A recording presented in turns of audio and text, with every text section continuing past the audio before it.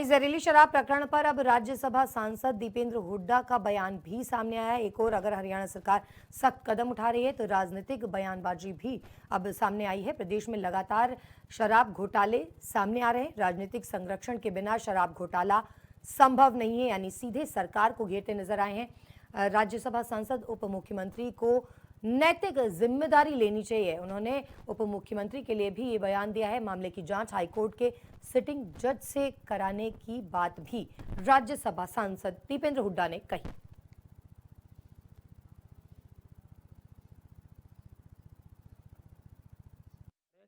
ये इस तरह का अवैध शराब का जो ये सारा काम चल रहा है, ये राजनीतिक संरक्षण के बिना संभव नहीं है।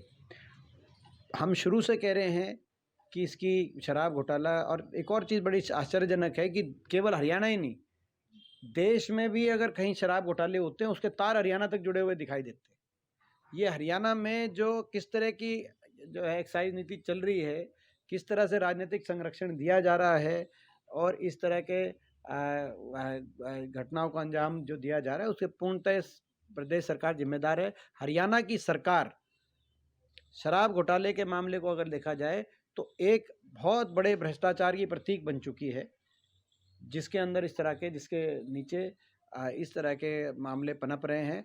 हमारी मांग है कि उस स्तरीय जांच हो, या तो सिटिंग हाई कोर्ट के किसी जज के अंतर्गत ये जांच कराई जाए। लेकिन मैं साथ में ये भी कहता हूँ कि जब तक ये उप मुख्यमंत्री अपने पद पे बने तब तक निष्पक्ष जांच की कोई मैं समझता हूँ उम्मीद नहीं की जानी चाहिए। तो उनको भी नैतिक जिम्मेदारी लेके उनको, क्योंकि वो जब तक बैठे हैं जांच नहीं हो पाएगी, तो उनको नैतिक जिम्मेदारी लेनी चाहिए, मुख्यमंत्री जी को भी।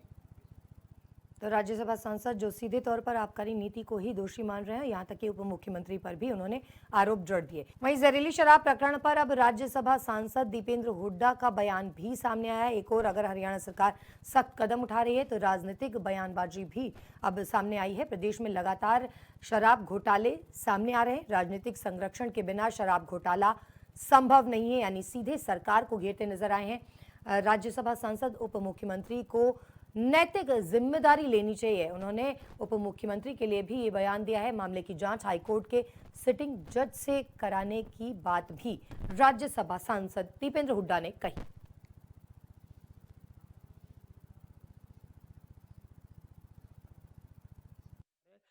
ये इस तरह का अवैध शराब का जो ये सारा काम चल रहा है, ये राजनीतिक संरक्षण के बिना संभव नहीं है। हम शुरू से कह रहे हैं कि इसकी शराब घोटाला, और एक और चीज़ बड़ी आश्चर्यजनक है कि केवल हरियाणा ही नहीं, देश में भी अगर कहीं शराब घोटाले होते हैं उसके तार हरियाणा तक जुड़े हुए दिखाई देते हैं।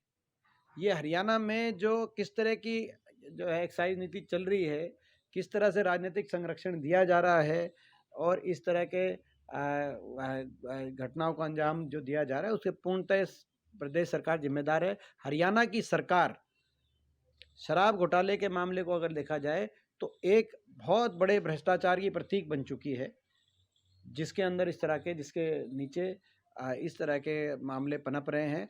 हमारी मांग है कि उस स्तरीय जांच हो, या तो सिटिंग हाई कोर्ट के किसी जज के अंतर्गत ये जांच कराई जाए।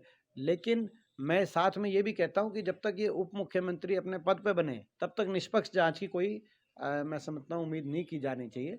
तो उनको भी नैतिक जिम्मेदारी लेके उनको, क्योंकि वो जब तक बैठे हैं जांच नहीं हो पाएगी, तो उनको नैतिक जिम्मेदारी लेनी चाहिए, मुख्यमंत्री जी को भी।